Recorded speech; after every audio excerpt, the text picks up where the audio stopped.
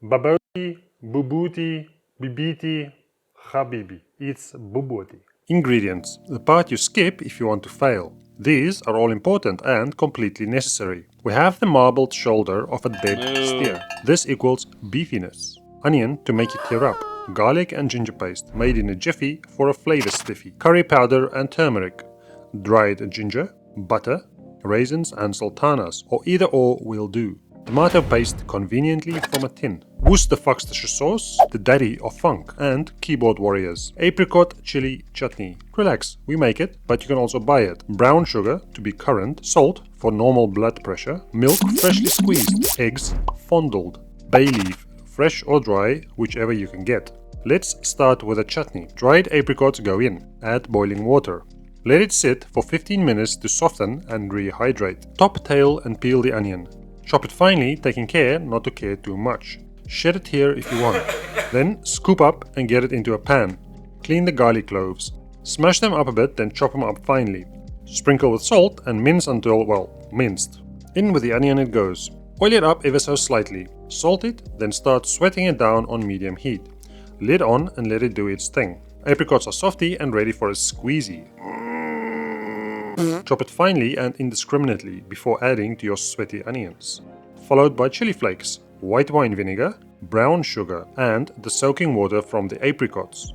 Recipe in description. Simmer this slowly and stir it often to avoid fucking it up. And your stuff looks like this. Chutney.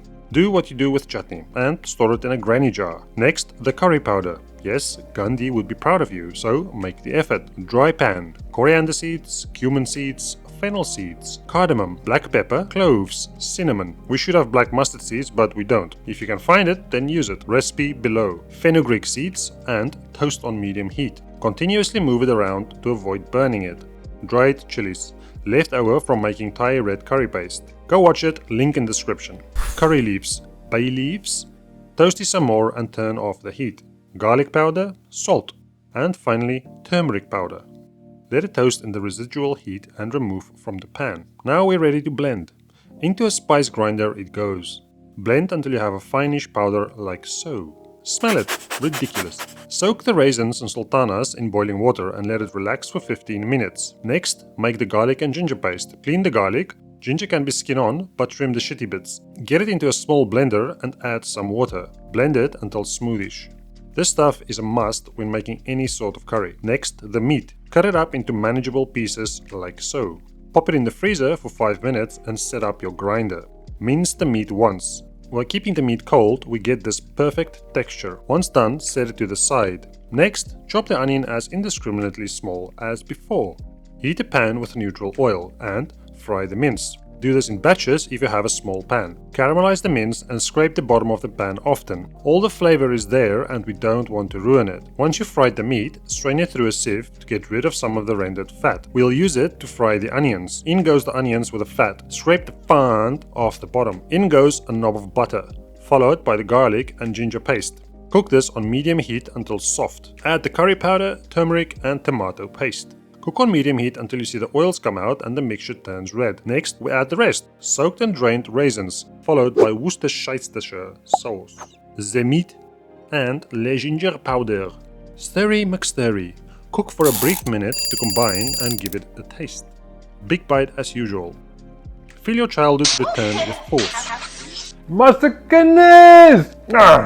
Alright, great. Now let's get that into a suitable baking dish. This one holds about 1.5 liters of liquid. Spread the mix out, but do not pack it in too solidly. The egg mix we're making next somewhat need to penetrate it. You nasty. Speaking of which, milk, eggs, and beat it until homogeneous. Pour that onto the meat and decorate with bay leaves if you want to be all traditional and shit. Place the dish into another oven-safe container and fill it up with boiling water. Brush the leaves with the water just to avoid it burning.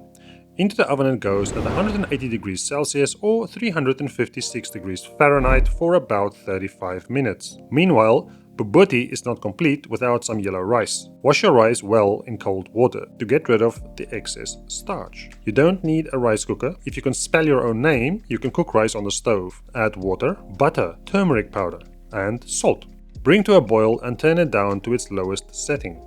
Cover with a lid and let it cook for 15 minutes exactly. Then remove it from the stove and let it rest lid on for 3 more minutes. Lift up the lid and find perfect rice inside. That simple. Plate up home style like mama. Rice goes on, bobotie goes on. Bit of apricot chili chutney, and we are ready to give it a go. Little bit of this, little bit of that. And let's go. Nah, your bite, friends first. And now you know how to cook bobotie. That's bobotie, my folk. Okay, relax, bro. Bobotie. Check day. What it does. Call it whatever you want. And if you want to know how to make the most ridiculous curry of your life, go watch this Thai jungle curry video. Either way, go make this. Have a nice life. Thanks for watching and see you next time. Bye bye.